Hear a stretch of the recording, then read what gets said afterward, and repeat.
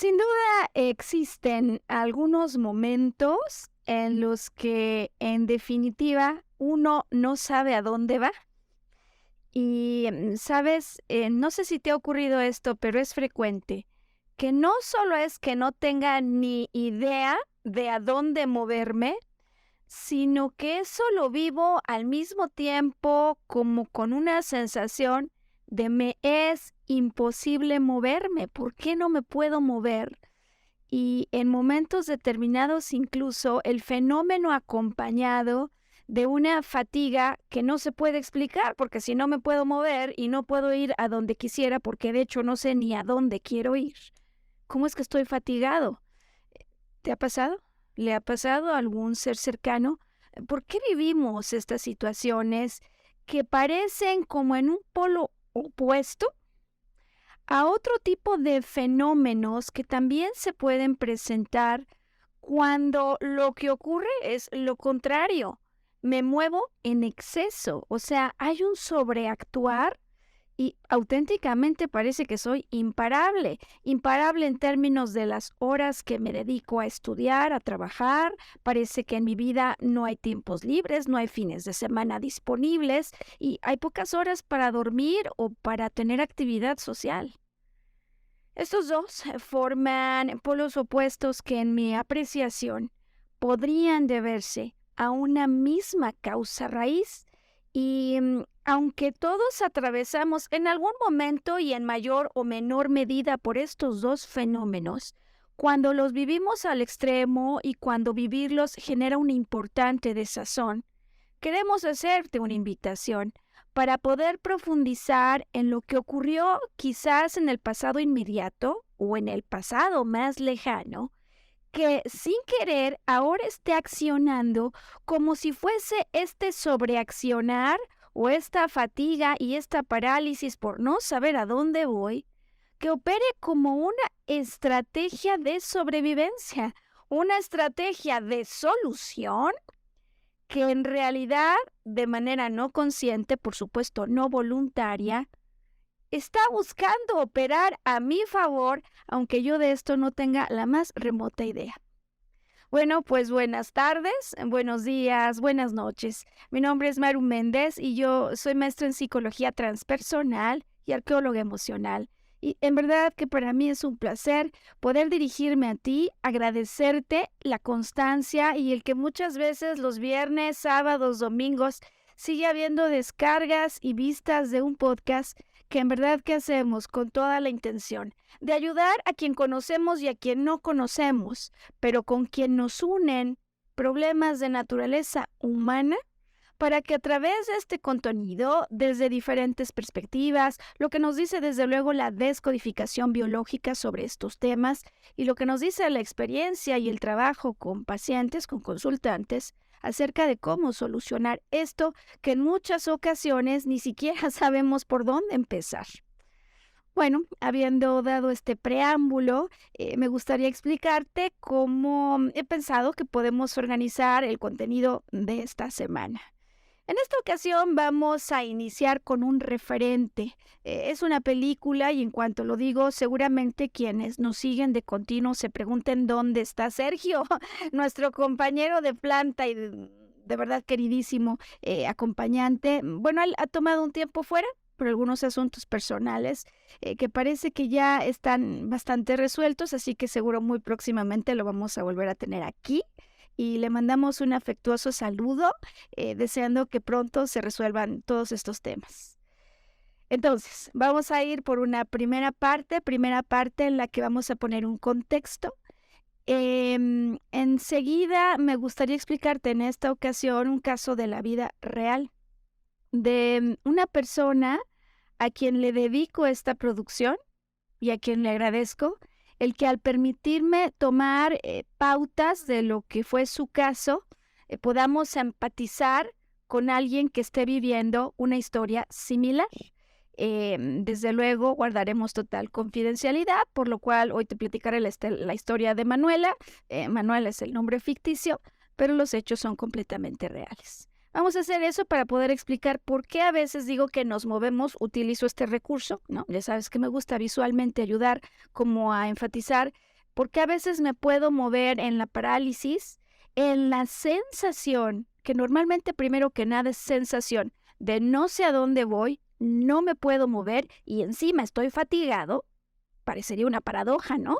Y el otro extremo, que en ocasiones piso demasiado fuerte, acciono en una sobre movimiento, sobre acción, que ya este comportamiento extremo nos está avisando de una compensación que opera, decía, a nivel no consciente. Entonces traemos un caso y ya con ese caso, habiéndolo explicado, será mucho más sencillo exponerte diferentes vistas. Decía que vamos a apoyarnos hoy en descodificación y en esto a lo que la descodificación reconoce como trastornos de comportamiento de primero o de tercer nivel. El nombre suena técnico, me gustaría explicarte hoy algunas cosas, cómo se refieren, que definitivo en mi apreciación, diccionarios psicoemocionales, bioemocionales basados en esta propuesta, siempre tienen hipótesis bien importantes y que nos pueden ayudar como una brújula para detectar con la persona que vive el problema por dónde está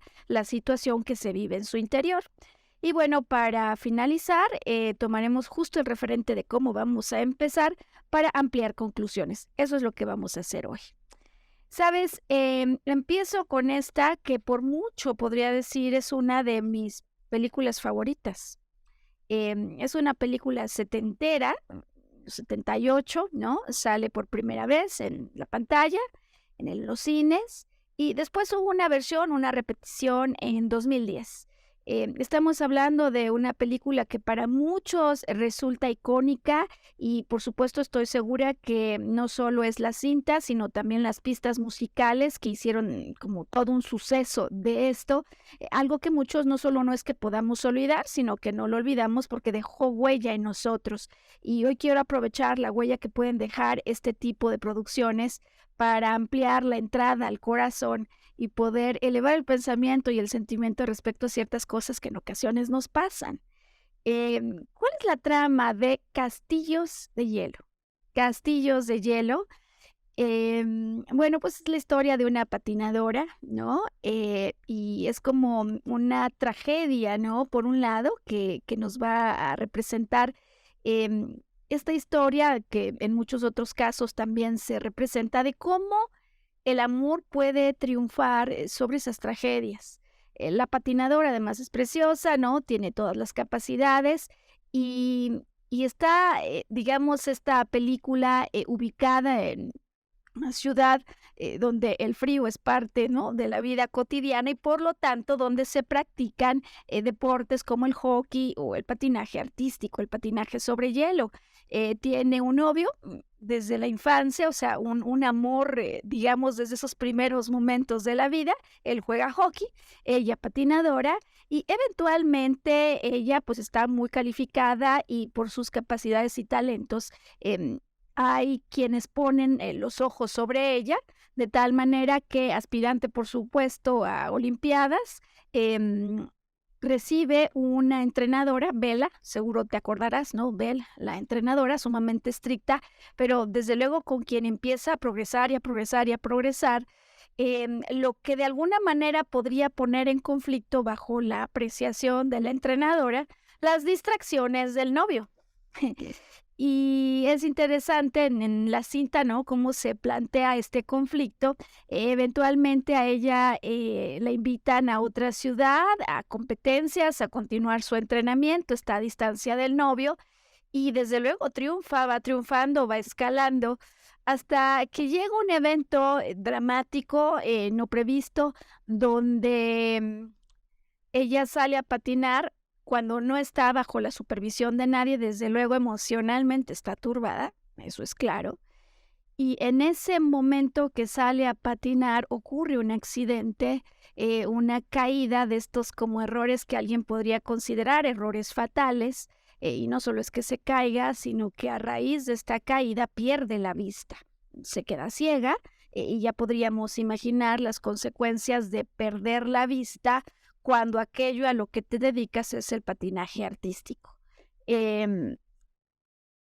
Imaginar, ¿no? Digo, imaginar las implicaciones, porque lo que nos plantea la historia entonces es su regreso a casa, y el reencuentro con el amor de su infancia, con su novio, quien curiosamente, ¿no? Aunque son personajes, me parece que en forma metafórica viene a explicarnos el rol que tiene ante la dificultad, ante lo que vemos como un error fatal, poder reconectar con eso que nos genera pasión y además vernos con ojos de amor, no importando la dificultad. Este novio no solo le da la mano para levantarse y salir de una posible depresión, sino que además la acompaña en una nueva etapa o temporada donde maximiza la conexión con sus sentidos para ubicarse en el terreno y volver a patinar.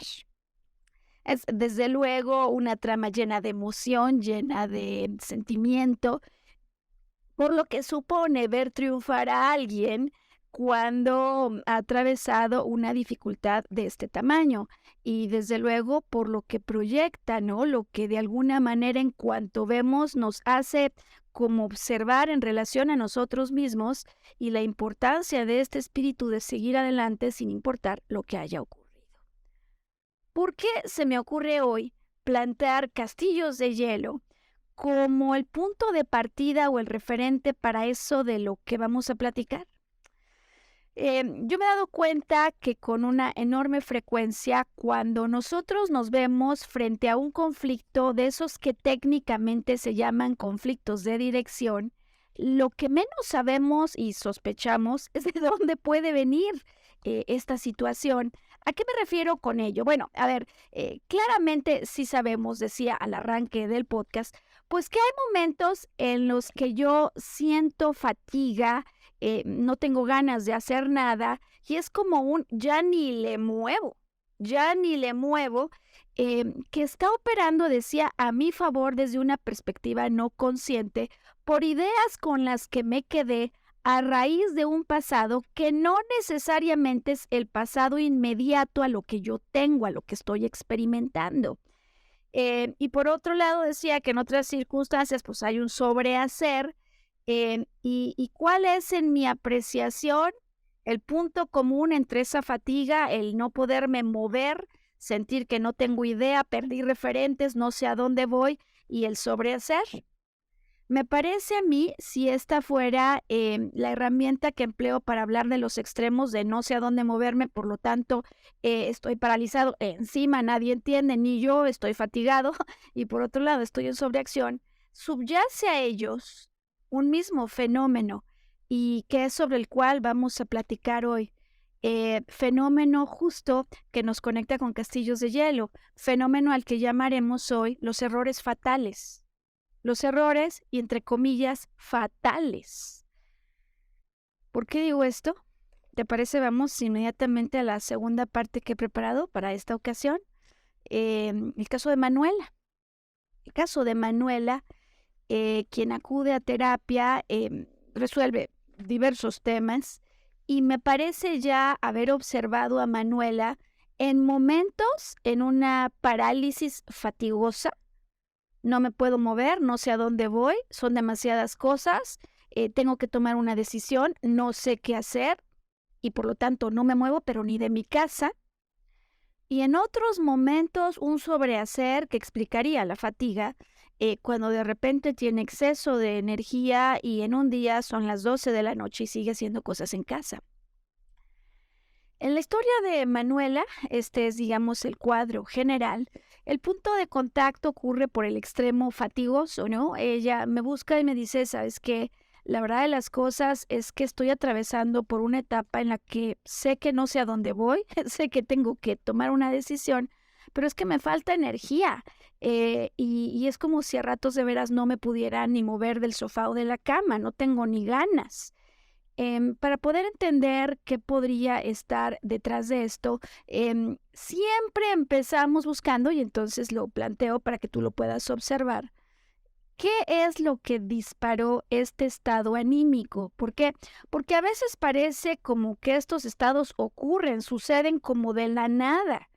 Y siempre hay un detonador, digamos, previo y normalmente un programador o un evento que ocurrió atrás.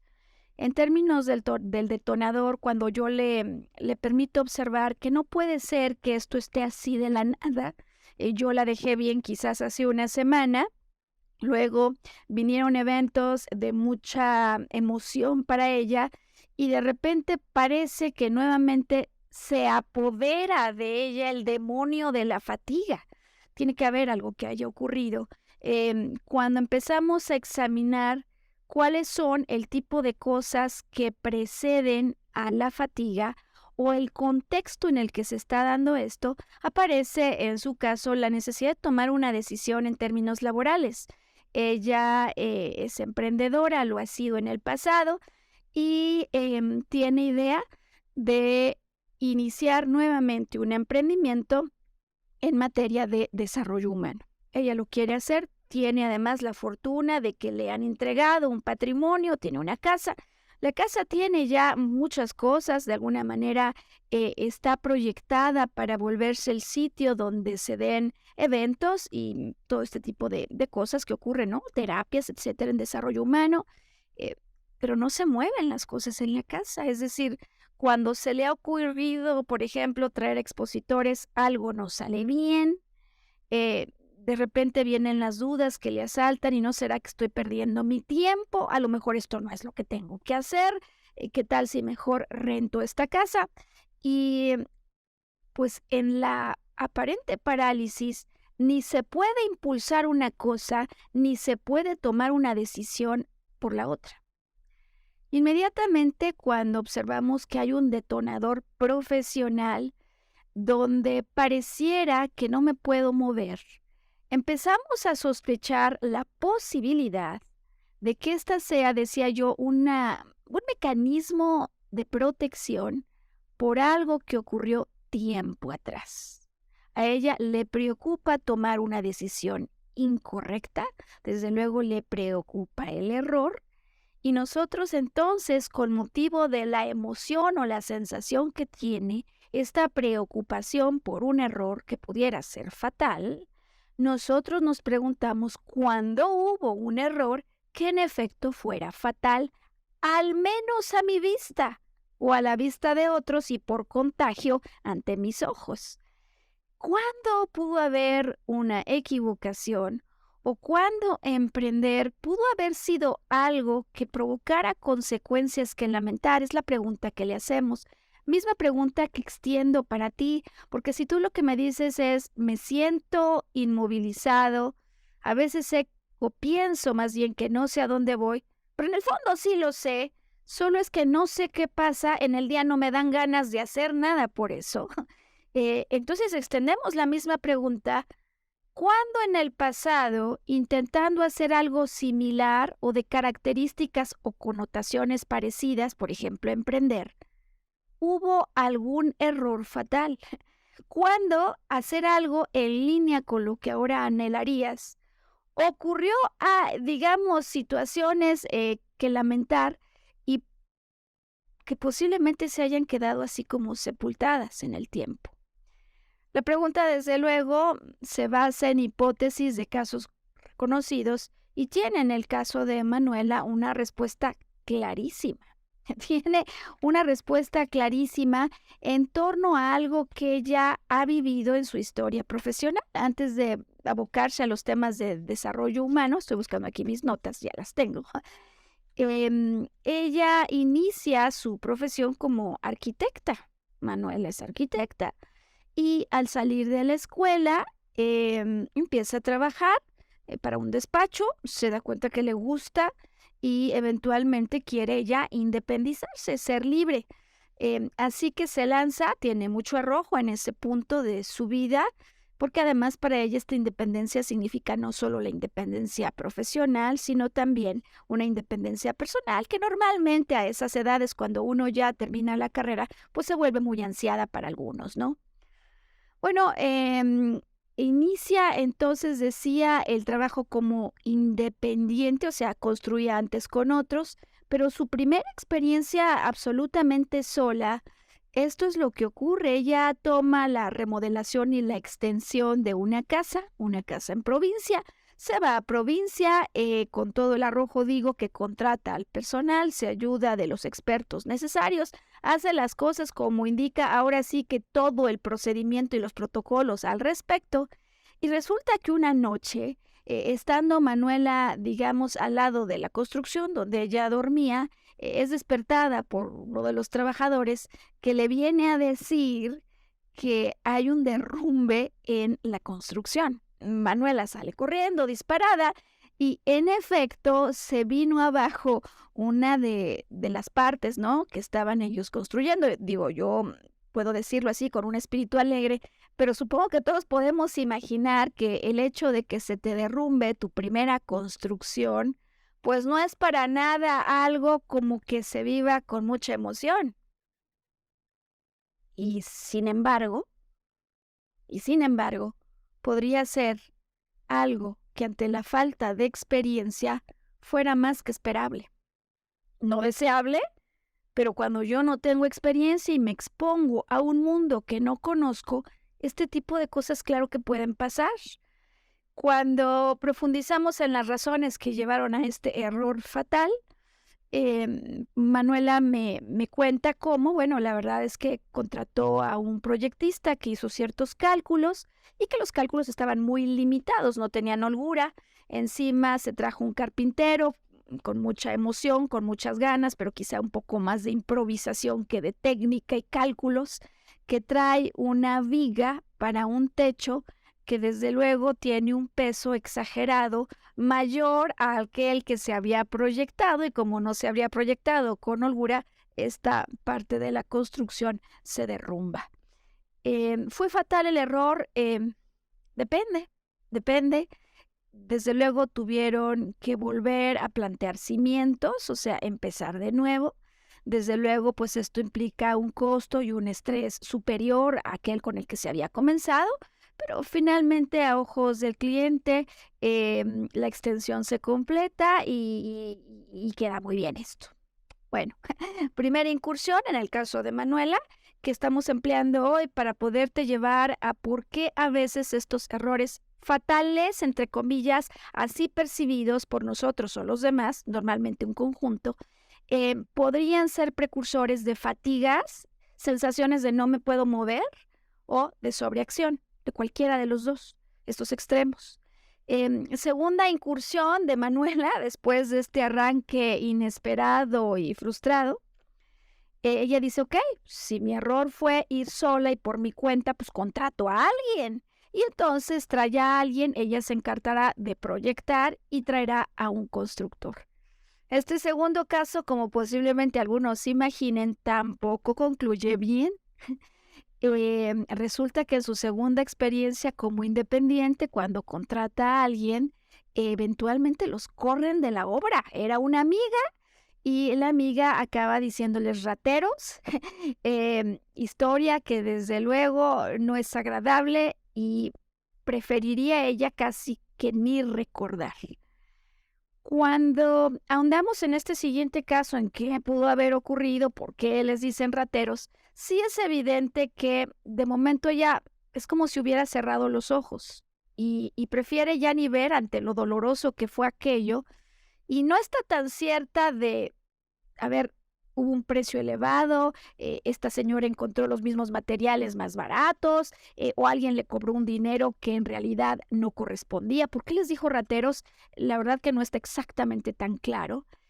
Y digo que entonces esto se puede conectar con la historia que he tomado hoy para empezar, porque a veces hay descalabros, golpes, derrumbes, errores fatales, digo que así rotulados, percibidos por lo pronto, que como en el caso de la patinadora de castillos de hielo, son golpes que es como si nos cegaran la vista y ya no veo. Pero precisamente en el hecho de no ver es donde podría estar la antítesis de lo que necesito para resolver. En este sentido, no solo hay dos experiencias fallidas, viene una tercera. Viene una tercera, ya no con el socio, que por cierto, pues después de que les dijeron rateros, se fugó y quien ya no pudo darle cuentas a ella.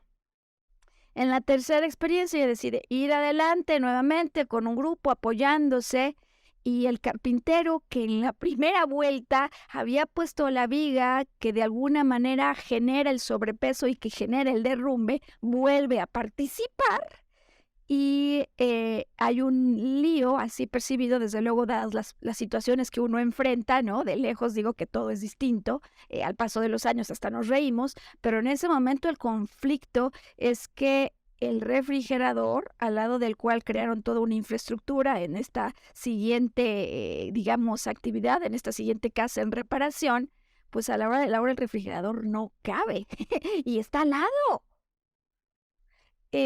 Si te fijas conforme lo voy platicando, pareciera que aquí hay una repetición, porque hay alguien que se ha equivocado por no calcular, pero quizás desde la perspectiva de quien lo ve de fuera, quizás esté faltando aquí supervisión o alguna adecuación sabiendo que hay otro que también como yo se puede equivocar. Y bueno, ya es muy fácil, como decimos a toro pasado, encontrarle la solución. Pero donde quiero ir con esto es al antecedente de lo que ocurre. Imaginemos 10 años antes de que estemos en el momento en el que ella siente que no se puede mover y tiene que tomar una decisión. 10 años atrás, entonces ella eventualmente decide bajar la cortina y decir, no funcionó. Quizás yo no soy para esto. Y ahí en esa conclusión donde puede estar la sutil diferencia entre seguir adelante o congelar en el tiempo algo que después va a volver a aparecer. Porque 10 años después ella quiere volver a emprender, pero se ha quedado con una conclusión tajante, exagerada, de yo no soy buena para emprender, o algo pasa conmigo que siempre que lo intento, fíjate cómo ya estoy llevando al extremo siempre, y además algo pasa conmigo que siempre no puedo, entonces quizás deba abandonar mis sueños. 10 años después estábamos al inicio en que ella quiere hacer algo de desarrollo humano, y en sus primeros intentos nuevamente empieza a ver como la pinta de fracasos. ¿Qué es lo que nos puede decir la descodificación a la luz de esto que estamos aquí ilustrando? Bueno, ya decía yo, voy a mis notas, trastornos del comportamiento de primer nivel. Voy a tomar un poco de agua, tú también. Trastornos de comportamiento de primer nivel. ¿Qué significa esto de trastornos de comportamiento y cómo podríamos entenderle a esto que he ejemplificado con la historia de Manuela?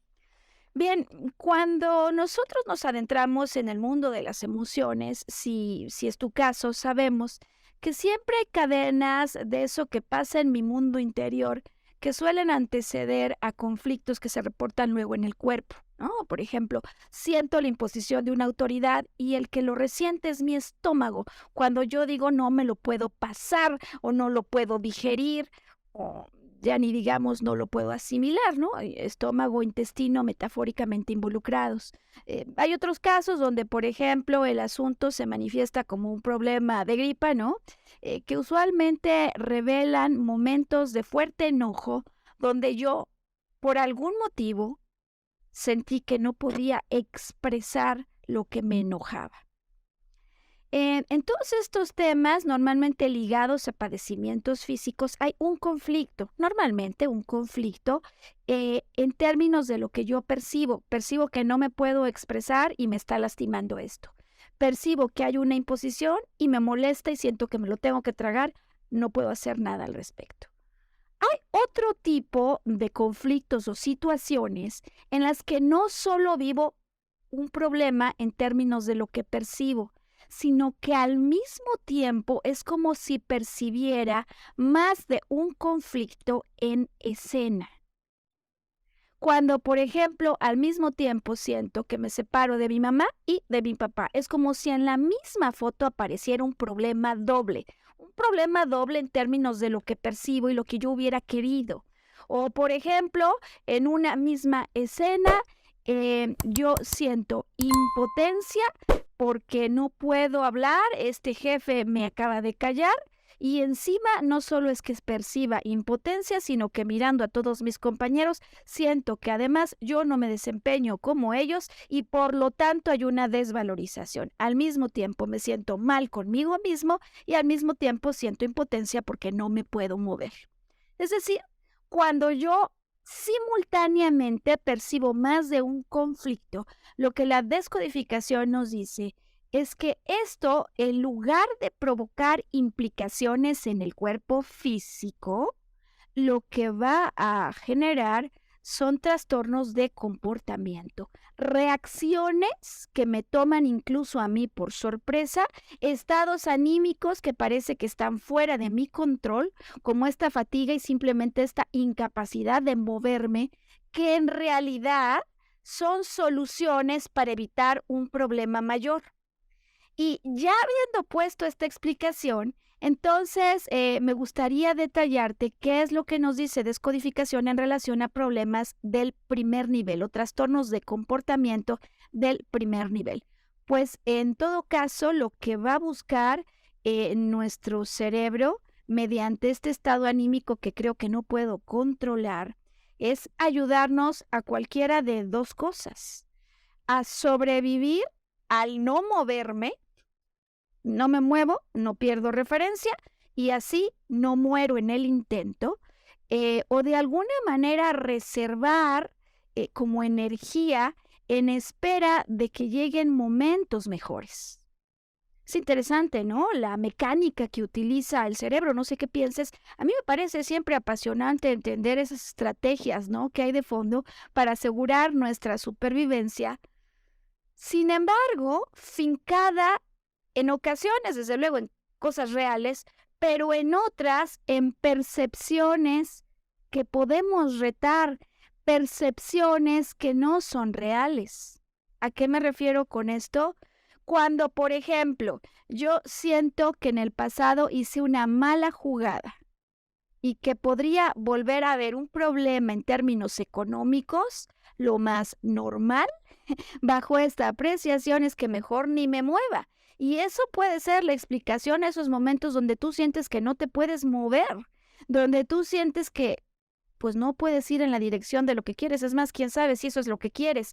Y empieza uno a hacerse bolas mentales por situaciones que se detonan más allá de la voluntad de manera automática, dada una percepción. Y esto es lo que sí puedo cambiar, una percepción. Es como si yo tuviera frente a mí a Manuela y le hago la pregunta a ella que digo que extrapolo hacia ti y que nos toca a todos en realidad, para poder ayudarte a encontrar una causa raíz que cuestionar. ¿Es verdad que lo que ocurrió en el derrumbe te llevó a un problema económico tan grande que te hubieras quedado en peligro de sobrevivencia? Quizás es una manera en ocasiones exagerada que tenemos de ver la vida, que tiene que ver, por cierto, con todo este cuadro. ¿Por qué? Porque sí, claro, en su caso, en su historia perdió dinero. De hecho, en su último intento, como hubo estos errores de su carpintero, ella acabó poniendo de su bolsa. Pero también es cierto que si esto ocurrió así, es porque sus presupuestos eran un poco estrechos, es decir, no había mucha holgura para contemplar el factor del error que muchos arquitectos, digamos, expertos, siempre agregan. Es decir, que el tema no era un tema de vida o muerte, sino de generación de experiencia, y que la verdad de las cosas es que tampoco fue algo que la hubiera dejado en la calle. Pero como yo ahí percibí peligro, a partir de ese momento y en adelante es posible que exagere, sin haber abierto bien los ojos y plantearme cuáles son las cosas que, dado lo que viví, podría manejar de una manera diferente. Razón por la que te pregunto. Alrededor del tema que te tiene o te tuvo sin movimiento. Alrededor de esas fechas, esos días en los que tú sentías que no te podías ni mover porque no tenías energía. ¿Qué ocurrió antes? ¿O cuál era esa área en tu vida en la que sentías desesperación porque no te podías mover? ¿De qué manera en el pasado ocurrió algo que hubieras podido haber rotulado como un gran error, como una hecatombe, como un derrumbe como el de Manuela. ¿Y hasta dónde pudiste quedarte ciego o ciega ante el error fatal, como le pasa a la patinadora de castillos de hielo, en lugar de tomar con los ojos del amor lo ocurrido para poder averiguar verdaderamente qué podrías haber hecho de forma distinta? Ocurre en el caso de Manuela que cuando yo le hice la pregunta de cómo quedaron las cuentas, o sea, perdiste, ganaste cuánto en relación a tu inversión, de qué manera, el día del intercambio ella me dijo, la verdad no lo sé, la verdad no lo sé. Y como consecuencia de esta sesión, luego hizo las cuentas y regresó para decirme, Maru, ¿qué crees? No perdí, no hubo pérdida. Y es interesante, ¿no? Cómo donde no hubo pérdida que lamentar, sin embargo, quizás una mente demasiado exagerada vino a cancelar la posibilidad de continuar cuando todo lo que ocurre es que apenas estaba iniciándome en un área de la vida en la que no solo no tenía suficiente experiencia, sino que para tenerla normalmente uno se tiene que equivocar. Y aquí es donde me parece entonces que la invitación que nos hace Castillos de Hielo, de mirar las cosas con los ojos del amor, como va a decir la pieza musical que a muchos nos gusta muchísimo, ¿no? A través de los ojos del amor, puede entregarnos una solución efectiva, toda vez nos hemos dado cuenta de qué es lo que hay detrás de esa parálisis. Ahora, no solo sería el miedo a la carencia o a una mala jugada, ¿no? A equivocarme otra vez, lo que me puede paralizar. A veces el miedo es a la pérdida, sino a la carencia o al problema de quedarme en la calle, a perder. Y por otro lado, quizás el miedo a la muerte. Y esto es importante entenderlo, porque en algunos casos, en verdad que quizás en la historia familiar hay errores que yo he percibido como muertes. Ejemplo, el día que corrieron a mi hermano de casa porque desesperó a mis padres. O el día que a mí me sacaron de una empresa porque supuestamente me equivoqué, y como esta, muchas otras. Me refiero sobre todo a separaciones, ausencias, casos donde parece que es irreparable la pérdida y de hecho me dirás, no, no solo es irreparable, es que la persona sí murió, incestos familiares, alguien que se tiró a la alberca, no había supervisión, se quedó ahogado. O sea, ¿cuántos casos podría haber en la historia familiar que en efecto sabemos, con motivo de lo que nos dice la epigenética, que pueden tener una impronta en términos del ADN? Es como si dejaran una huella en la memoria celular y se transmitieran de generación en generación. Aquí la noticia que me parece es muy importante considerar y que lo he visto continuadamente en las sesiones de trabajo con personas que me permiten luego compartir incluso sus historias, es que nunca hay algo que yo reciba como una herencia contra la que no pueda hacer nada. No es como me cayó un rayo o maldita sea de veras esta genética de la que no me puedo librar. Porque si yo estoy volviendo a vivir lo que le pasó a la tatarabuela, a la tía abuela, etcétera, etcétera, tiene que haber una razón con la que yo contribuya en el patrón familiar. Es decir, que poder mirar como si fuese una autopsia, pero decimos que una autopsia con ojos de amor, lo que pasó con detalle, me puede dar la posibilidad de replantear lo que yo quiero hacer para, en lugar de desistir, poder persistir. Y no sé si a ti te pasa, en ocasiones hay personas que me preguntan, Maru, ¿hasta dónde persistir no es ser necio? ¿Hasta dónde persistir es lo que yo debería hacer? ¿Cómo distinguir, sabes, cuándo soltar y cuándo aferrarme a algo con intensidad para conseguirlo si las cosas no han salido bien? En mi perspectiva, en mi apreciación, hay una pregunta que nos ayuda siempre de arranque y es, ¿hasta dónde eso que se perdió o que se cayó era mío o no era mío? Porque cuando se cayó un noviazgo de alguien que no me pertenece, desde luego, si no es mío, yo tengo que poder dejarlo. Si se cayó un emprendimiento y era mío, no, momento, aquí hay algo que yo tengo que investigar. si la primera vez que intenté hacer esto no funcionó y la segunda tampoco, pero es un sueño de mi corazón, pero mi corazón pulsa por hacerlo, aunque ahora mi cuerpo se sienta medio bloqueado. Por supuesto que hay algo más que tengo que investigar y desde luego en alineación con el corazón es donde más debo persistir. Alguna vez alguien me decía, pero ¿cómo? Me enamoré de alguien y luego mi corazón me decía que esa era la dirección.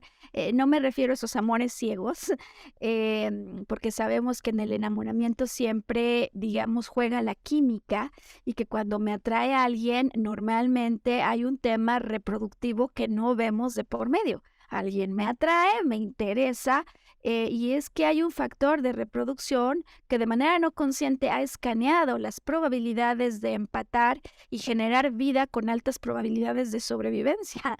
Entonces, no me refiero a esta química que luego me motiva a ir por alguien que no es mío, las cosas acaban mal y yo vuelvo a insistir y a insistir. No, me refiero a los sueños que están presentes desde los primeros momentos de vida. Y por eso es que nuevamente retomo contacto con la película de Castillos de Hielo con la que hoy hemos iniciado. ¿Por qué? Porque justo en los amores de infancia, como es el caso de esta patinadora, en esas cosas que desde pequeño, desde pequeña yo sentía que eran cosas por las que yo tenía que abocarme, es en esas cosas, en esos llamados, donde está verdaderamente la directriz, el norte de algo que si el corazón anhelaba desde temprano, es porque estoy en posibilidad de realizar. Entonces, curioso que el amor temprano, el amor de infancia, es el que viene en Castillos de Hielo a darle a ella la posibilidad de retomar contacto con su pasión. Y me parece que entonces allí está la respuesta a todos los que dicen resisto o persisto, o más bien desisto. Y la respuesta está junto con la pregunta ¿es tuyo o no es tuyo? ¿Había o no alineación de corazón desde que eras niño? Y yo creo que allí se resuelven muchas dudas, ¿no? Porque desde que era niño no me había fijado en este señor del que luego me enganché. Hay cosas, hay sueños que operan desde los primeros momentos de vida y por lo tanto esos son, digamos, los magnetos de amor que nuevamente me pueden ayudar a saber dónde sí debo persistir e insistir, pero con los ojos abiertos y no cegándome a raíz de esos golpes que según yo me dio la vida, pero que si se presentaron es para ayudarme a verificar qué pude hacer en 3 direcciones. En esos eventos donde algo se derrumbó, donde algo cayó y donde las cosas no salieron como yo quería, lo que nos planteamos es la trama. Platícame cómo ocurrió esto, como en el caso de Manuela, ¿no? Donde yo le digo, cuéntame qué es lo que pasó antes de esto que ahora me dices que no puedes hacer, que te da miedo equivocarte. Si te da miedo equivocarte, si tienes esta preocupación o este temor por dar un paso adelante que inconscientemente te bloquea y te tiene paralizado, es que debe haber un derrumbe previo. Cuando ella me cuenta la historia, yo le pido que me la narre de la siguiente manera. Ejemplo, fracaso 1, en el título de una hoja. Acto 1. Pasó que yo recibí de una amiga la invitación. Acto 2. Acudí y decidí hacerlo con mi carpintero conocido. Acto 3. Contraté, etcétera, etcétera. ¿Por qué? Porque si yo sigo la trama a detalle siempre, hay algo que puedo hacer antes, durante y después del error fatal. Ejemplo, cuando ella cuenta el tercer momento y dice, vuelvo a traer al carpintero, que por cierto es el que puso la viga en aquella construcción que se me derrumbó, quizás antes de que empiece la acción, yo puedo hacer cosas distintas, como ponerme de acuerdo en las decisiones que va a tomar y supervisarlas para que no vayamos a volver a caer en un error fatal. Tampoco es que tengo que supervisar cada minuto, pero hay momentos donde yo puedo supervisar antes de que se tomen ciertas decisiones, ¿no? Antes de que corte el material o el espacio, vamos a validar las dimensiones, porque parece que en el caso del carpintero, el peso o las dimensiones siempre dan lugar al conflicto. Cuando revisamos la trama, digo que se pueden hacer cosas durante la trama cuando nos damos cuenta que Manuela, la verdad de las cosas es que no pone mucha atención a lo que hacen los otros. Les dice, pues ahí lo ves, nada más te encargo que lo veas bien, nada más te encargo que lo revises. donde es posible que ella también pueda dar una mano en revisar. Entonces te das cuenta, ya llevamos 2 posibilidades de cosas que se pueden hacer de una manera distinta. Y luego cuando me dicen ratero y salgo corriendo o se da la fuga el compañero y vuelvo a salir a la acción, es claro que si no sé exactamente cómo concluyó el fracaso anterior, mucho ganaré si abro un espacio, una pausa y valido al menos 3 cosas. Ayúdame con 3 cosas que puedes hacer distinto, bien sea durante, al final o antes de que hayan empezado esas historias dramáticas. Bien, pues decía que me parece que siempre este tipo de conflictos podrían tener como base un problema llamado errores fatales que también se traspole a otras situaciones. Aquí hemos hablado entonces del miedo a la carencia, del miedo al mal paso, del miedo a la muerte, porque a veces sí, en las familias pudo haber habido errores fatales. Y si esto ha pasado, por supuesto que de la misma forma podemos encontrar qué hicieron los antepasados en forma incorrecta o de qué manera lo que hicieron yo lo estoy repitiendo. ¿Y cómo sé dónde está la clave de si es algo que puedo cambiar?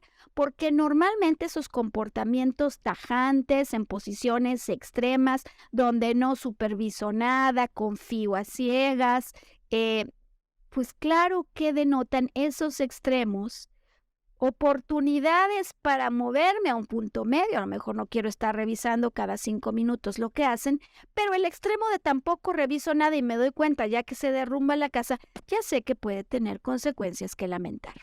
¿Hay otras combinaciones? Sí, hay otras combinaciones. Por ejemplo, hay momentos en que las personas sienten que pierden piso en el sentido de que ya no me acuerdo ni en qué día vivo, ni en qué espacio me encuentro. Hay personas a las que esto les pasa. Y curioso porque cuando yo ya no sé ni en dónde estoy, ni en qué momento del tiempo me encuentro, este también podría ser un mecanismo, ¿sabes? Para que no me mueva. Para que no me mueva porque en el pasado creo que al moverme es como si hubiera pisado una mina, una bomba atómica. En este cuadro, dado que hubo errores en el pasado, es frecuente y es común que se pueda vivir con exageración en términos de los detalles. Y bueno, es interesante porque justo cuando estamos hablando de errores fatales, se nos apagó la luz, hicimos una pausa, pero ya estamos de vuelta y ya estamos cerca de terminar hoy que estamos hablando de errores fatales y cómo la verdad es que en ocasiones exageramos a raíz de esos errores fatales como una estrategia de compensación para que no vuelva a ocurrir jamás el error. Quienes experimentan o experimentamos en algún momento, porque nos puede pasar a todos, fatiga, me falta energía, no me puedo mover, siento que no sé a dónde voy, perdí los referentes, después de una caída o después de alguna ruptura fuerte, no tengo ni idea y no tengo ni ganas, que sería natural en algún momento si lo empezamos a vivir de manera prolongada. Tenemos aquí una invitación para explorar qué ocurrió y cómo se conecta con un error fatal pasado para replantear nuestra propia definición de error. Y bueno, pues justo al arranque del podcast yo decía que la verdad de las cosas es que esta es una raíz común y que en verdad, sabes, le agradezco a Manuela. Le agradezco a Manuela porque ella me permitió entender cómo podía dar esos como bandazos de repente de exceso de energía, actuación, horas altísimas de la noche y de repente se movía a siento que no puedo y no tengo energía. Como ya te puedes imaginar, como posiblemente cualquiera lo podría anticipar, ese mecanismo de sobrevivencia que emplea para no moverse y equivocarse presenta su contrapartida o su contrapunto cuando en el exceso de hacer también digo que está implícito el error fatal porque si sobrehago es con el mismo motivo, es decir, para asegurar que aquí no haya nada que lamentar. Y en términos de tiempo, veo que se ha acabado prácticamente la hora de podcast. razón por la que te voy a invitar para que la próxima semana me acompañes y exploremos entonces ese otro extremo, cuando yo sobrehago, cuando no hay nadie que me pare, decía cuando me dan las 3 de la mañana y sigo trabajando, cuando los fines de semana no hay vida personal. ¿Por qué estoy en ese extremo? Hay quienes atribuyen la megalomanía. Me siento grande, poderoso, potente, todo el mundo se equivoca, menos yo. Se atribuye a este tipo de trastornos que en el caso de nuestro siguiente podcast no será de primer nivel, sino de tercero. Cuando yo digo que el mundo entero se equivoca y estoy buscando dónde se equivocan todos, pero no puedo ver mis errores, muchos llegamos a pensar que estos, digamos, situaciones o personas son muy rechazables porque se sienten Superman o más grandes que ninguno. Y la verdad de las cosas es el que lo vive, no lo está viviendo así. No lo está viviendo como con la sensación de yo soy superpoderoso y aplasto a todos, sino que lo vive como reacción en automático a inseguridades o problemas por haber enfrentado 2 conflictos al mismo tiempo, y ya la próxima semana hablaremos de ello. De esos conflictos donde yo puedo sobreactuar, dicen pisar fuerte, como si al actuar estuviera, si es necesario, pisando a los demás, o a veces pisando como de puntitas. Y Manuela me decía, es que me duele al finalizar el día como el pie, como si hubiera usado tacones. El otro extremo, ¿por qué a veces actúo como de puntitas? O al hacerlo, de manera no voluntaria, piso a los demás. ¿Por qué sobrehago en ese otro extremo? Vamos a hablar de ello el próximo podcast. Por ahora yo había ofrecido que íbamos a concluir con la misma, digamos, cinta con la que empezamos, con Castillos de Hielo, pero con la música, con la letra que inspira. Aquí la tengo. Y quiero que la revisemos juntos porque, sabes, me parece impresionante el mensaje y la potencia que puede tomar esta película, esta cinta y su tema musical cuando lo exploramos en el sentido metafórico, no de una patinadora que se cayó, se quedó ciega y su novio la ayudó, sino en el sentido de la alegoría que nos presenta cuando ocurre un error de esos que parecerían fatales, cuando nos cegamos la vista y de pronto regresa algo o alguien que nos ayuda a recordar lo que soñábamos y lo que anhelábamos desde antes de empezar. Y cuando alguien, esa mano que viene, nos ayuda para reconectar con el calor del corazón y lo que le da alegría a este órgano. Así que te voy a compartir un poco de esta letra. La autora es Melissa Manchester y conocemos todos este tema, ¿no?, de Castillos de Hielo a través de los ojos del amor. Fíjate cómo es interesante. Dice, por favor, no dejes que este sentimiento termine, ¿no? Traducido ya al español. Este sentimiento es todo lo que soy, todo lo que quiero ser. Importantísimo.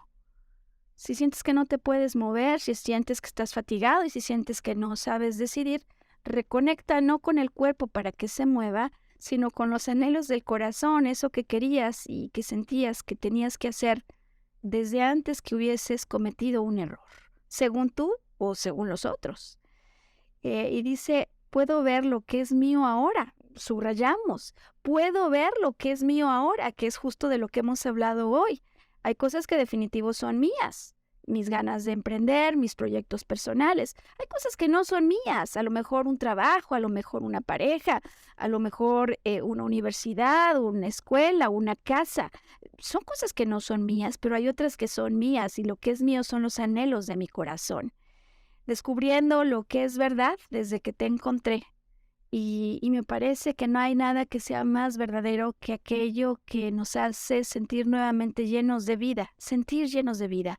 No te exijas más, no quieres salir corriendo si hay fatiga, pero reconecta con los momentos de mayor amor, de mayor pasión en tu vida y verifica qué hay en común con esos recuerdos, con esos momentos, porque ahí está la verdad.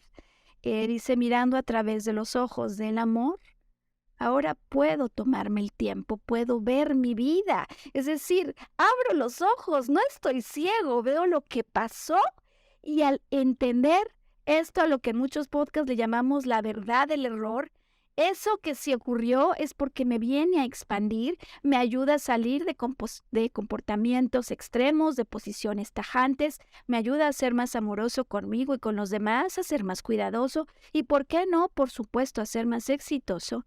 Entonces dice, ahora puedo ver mi vida y cómo sale brillando ahora cuando te toco. Y puedo sentir que desde que te encontré, mirando a través de los ojos del amor, ahora sí que creo que incluso en una tormenta encontraremos algo de luz. Sabiendo que estás a mi lado, estoy bien. Y por favor, no dejes que este sentimiento termine. Puede que no vuelva y quiero recordar cómo se siente tocarte, cómo me siento desde que te encontré, mirando a través de los ojos del amor. Pues, hombre, está, ¿no?, disponible en internet, la letra es preciosa, la música me parece que a muchos nos toca, y si nos toca el corazón es porque viene a entregarnos un mensaje que hoy hemos pretendido expandir, y me quedo en esta línea, ¿no? No dejes que ese sentimiento termine, no dejes que se quede en el pasado enterrado lo que verdaderamente anhelabas. Replantea simplemente qué es lo que hay que hacer. Y no desistas, porque en ese sentido sí, cuando yo me alineo con el sentimiento, con lo que le provoca a mi corazón esa alegría y esa pasión, no hay forma que me equivoque, a menos que abandone el terreno. Se sabe, se ha estudiado que aquellos que logran llegar a la cima no son los que no se equivocaron, sino los que nunca desistieron. Tomaron su corazón en las manos y decididos a llegar a la cima, se enfrentaron a esos errores fatales para conseguir que ellos se volvieran el peldaño sobre el cual escalar para llegar justo a donde anhelaba el corazón. Y bueno, siendo entonces que con esto terminamos la transmisión, solo quiero dejar un recordatorio de algo que hemos comenzado a anunciar en las redes, y es que seguimos con las presentaciones de esta trilogía, Mona Yo. Es el libro más reciente, la obra más reciente que he publicado, y es una historia para quienes anhelan encontrar y vivir el amor en pareja, o para quienes quieren poner en retrospectiva sus vivencias. Hemos sido invitados a Querétaro para presentar la obra y por lo tanto vamos a tener un evento el 12 de mayo. Estamos titulando a este evento Una noche de amor consciente. Una noche de amor consciente. Tendremos una meditación guiada por María Elena Camarena, quien nos acompañará. Y tendremos una plática acerca de las 3 razones principales por las que a algunos nos cuesta tanto trabajo encontrar y vivir el amor en pareja, así como una breve presentación de la obra de Mona Yo. Pues si estás por allí te esperamos. Y bueno, desde luego, al acabar nos ponen datos de contacto para que si es tu inquietud, tu interés, puedas conseguir más información al respecto. Y tenemos una cita por lo pronto la próxima semana, donde concluimos esta serie que hemos este año dedicado a los problemas de dirección y movimiento, finalizando con eso que anticipamos hoy, cuando por algún motivo estoy en sobreacción. Seguro que hay casos que ya inmediatamente recuerdas, ¿no? De cuando a consecuencia de un descalabro o un aparente error fatal propio de otros, la estrategia es me saturo, me lleno de actividad y vamos a estudiarlo con más profundidad.